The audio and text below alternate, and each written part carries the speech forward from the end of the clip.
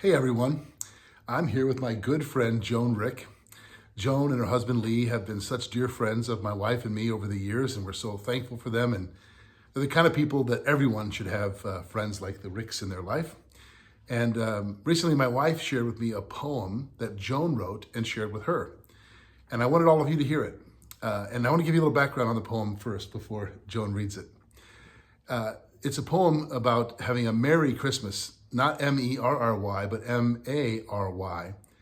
And that's not Mary as in Mary, the mother of Jesus. It's a different Mary in the Bible, right? Mm-hmm.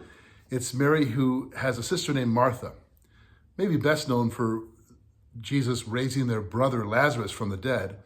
But in Luke 10, there's another story about these two sisters. They live in a town called Bethany, and Jesus would often stop there for rest and refreshment, and he comes to their home, and Martha is stressed out. She's anxious and doing all the work of hosting and serving, and her sister Mary just sits at Jesus' feet, listening to him and being in his presence. And there's some tension between the sisters because Martha actually tells Jesus to tell her sister to help me out with all the work. And Jesus says something fascinating. He says, Martha, you are so anxious about so many things, but Mary has chosen the best thing. And I think that's a really important word for all of us this season. Many of us can be so anxious with so many things, and we forget the best thing. So with that as an introduction, I want you to hear Joan's wonderful poem.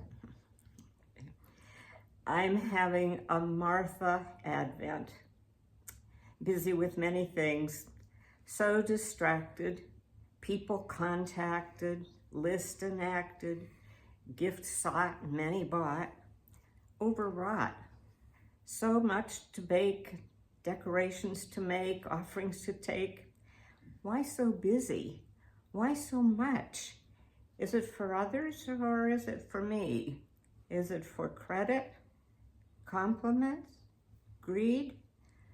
Lord, slow me down.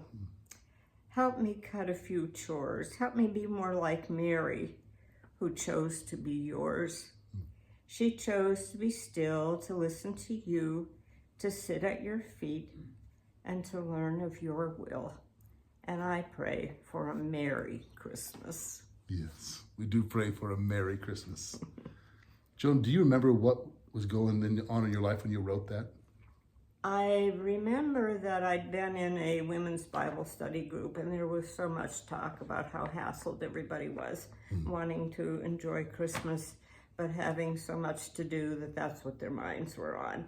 And for some reason, I don't know if I was reading the Martha Mary account, but that's what I thought of, and came home and tried to get some thoughts down, Yeah. and that's what happened. I love the line, Mary chose to be yours. Mm-hmm. Yeah. Well, that's our hope and prayer for all of you, that you would choose to be his because he in Christ has chosen you.